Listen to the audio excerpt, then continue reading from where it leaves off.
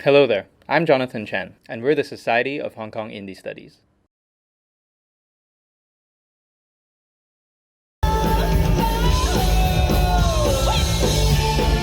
The indie music scene is a community of musicians, audiences, and other participants dedicated to creating, disseminating, and consuming a diverse range of popular music distinguished from the mainstream entertainment industry through both musical style and modes of production. The Hong Kong indie music scene is an important site where identity is negotiated through the exercise of creative freedom and expression, something that in the mainstream is increasingly difficult due to the potential legal and economic repercussions. The precarious indie scene is marginalized socially, economically, and culturally in Hong Kong, and this precarity continues to define the scene, especially since the 2019 protests and the subsequent COVID-19 pandemic. The scene has undergone a number of changes, and the change of note in this chapter is the move of the scene underground. In this video, we will explain the various forms of digital platformization that musicians have turned to during the pandemic, the effect of the government's gaze on the scene, and how it compares to the Taiwanese scene, as well as the ways in which virtual space is inseparable from the physical space.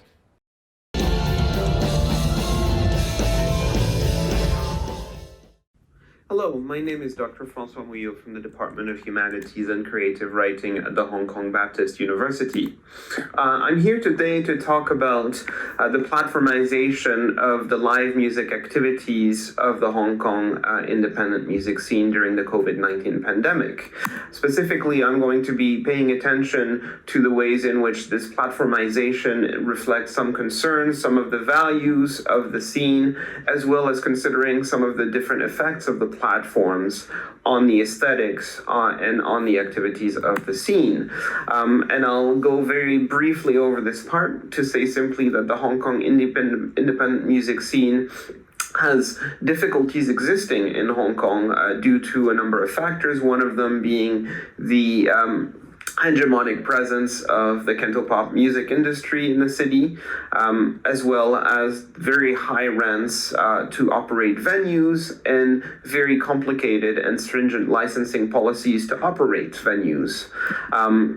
So I'm going to move on quite quickly to the effects of the platformization of in the independent music scene in Hong Kong during the COVID-19 pandemic. One of the effects can effectively be said to be the visual mediatization or the visual mediations of the city, and effectively what I call the reterritorialization of the scene. And what I mean by this is that a lot of Hong Kong indie music actors during the restrictions of the COVID-19 pandemic have taken to stage their performance in locations that might actually evoke Hong Kong in visual terms. And that's, I would argue, a way to reterritorialize the scene in its own context and to evoke a sense of identity for the scene. And I'll give you a couple of examples here drawn from some of the actors who staged performances during these restrictions through streaming, visual streaming. So here we have a festival organizers explaining that they wanted to stage a performance in an old-style Hong Kong karaoke bar in the historic neighborhood of Yau Ma Tei, saying that we wanted to remind people of this, that karaoke bars are part of Hong Kong culture. Here, another event organizers has effectively said that they wanted to showcase what Hong Kong looked like, and so they decided to choose a particular shop in a working class neighborhood of Hong Kong for a local underground hip hop show. So the point that I'm trying to make here is simply that basically digitalization and video has allowed the Hong Kong music actors in ways that have been similar in other places to communicate the looks and attitudes of the scene, but also in a sense to use media platforms to represent the scene in a visually curated local setting, communicating a sense of place both to the scene itself and to the world. In Hong Kong, this is particularly significant as the scene holds a small physical footprint and struggle to assert its own visibility among global musical underground. And I'll stop here. Thank you. This is some of the sources that I've been using.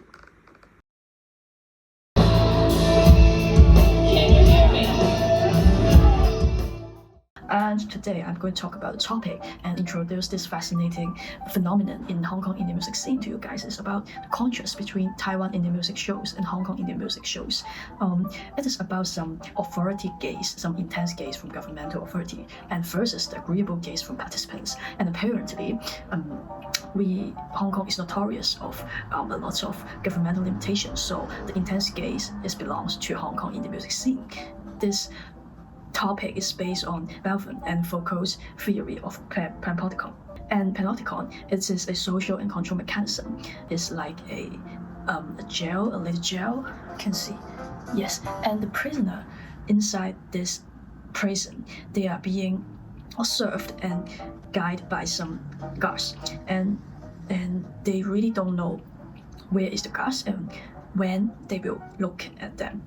So it is a sociological effect that the prisoners are aware of the presence of authority at all times, even though they never know exactly they are being observed. And this authority changes from being a limited physical entity to being an internalized omnipresent. The prisoners discipline themselves simply because someone may be watching. And this, after Foucault, he take this theory and imply into our everyday life, not just those in the prison system. And I think this is a good theory that can totally apply in Hong Kong music indie scenes. Like the government always gaze into some indie band show, like in Hidden Gender and SAL, which I will mention afterwards. And it is obvious that Hong Kong government subjectively gaze into some of the live houses in Hong Kong, some independent live houses. They use a lot of excuses like, oh, some of your musicians don't have the working permit, or you got trouble in the title deeds, etc. And this is about many years, 10 or more years issues in Hong Kong. Like Hidden Agenda, it is launched in 2009, but it's already the hidden problem, and it's also being on stage, being on the ground, that all of us know that Hong Kong government is not dealing with it, and they just gaze, and so it will cause the musicians in Hong Kong in this scene, they will have some coping mechanism to versus and counter the government's gaze, like insisting the participants not to take photos or videos in the venue and stay low profile with the location and the payment methods. The payment methods mostly depend on DMs in social medias like IG, Facebook, etc. But this somehow is the ethos and uniqueness of the Hong Kong underground scenes, and in fact due to the government oppressions. And this is the main point, and also the fascinating point in Hong Kong in the music scene. And by contrast, Taiwan, the music scene is not the same at all. The gaze does not come from the government censorship. It is positive and agreeable from participants, and the physical entity is full of joyful participants, which provide my own interview with Difficult, a Taipei indie music band, and some of my fieldwork experience in Revolver, a Taipei live house, watching some anarchist punk band. And I can see they release and unleash their anger towards Taiwan policy, government, and also some existential crisis, but there are no more authority gaze in it. And we can also know that Taiwan government is supportive. Before 2012, there is a live venue called Underground Society, and they also, because of some land problems, some fire equipment issues that Taiwan governments dislike and don't want them to continue the show. And to cope with this problem, also many people voice and express their opinion through some protests or petitions. And Taiwan's needs finally successfully mingle with the governments, and governments have some relative policies that will give some funding to the live houses, and we will have some professional to check their equipment is safe or not, and they cooperate so peacefully. It is not the same situation as Hong Kong society. So this is something I want to say. Thank you.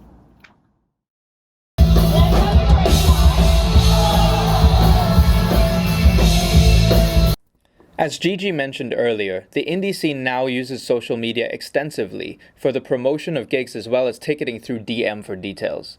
Some bands also made extensive use of other platforms to broadcast their performances during the pandemic in lieu of physical performances. Now, while the scene has always operated in the cultural shadows of live houses located in remote factory and industrial buildings far from the gaze of the general public, like the one that I'm in right now, the scene now operates more strictly in the administrative shadows, not publicizing gig locations online, and frequently requesting that audiences at gigs refrain from geotagging their posts when posting online. Other measures, such as implementing venue scouts to alert livehouse staff of potential police movement, were used, all to minimize the risk of violating pandemic gathering restrictions or for violating building codes that prohibit live performances in these types of buildings, which are the only buildings, unfortunately, that livehouses can afford to rent. However, in the past few years, the indie scene has grown significantly despite these risky conditions. I attribute the increase to a few factors. One major factor is the aftermath of the social movement of 2019, when many individuals looked to grassroots cultural expressions as they explored their cultural identity in the face of cultural encroachment.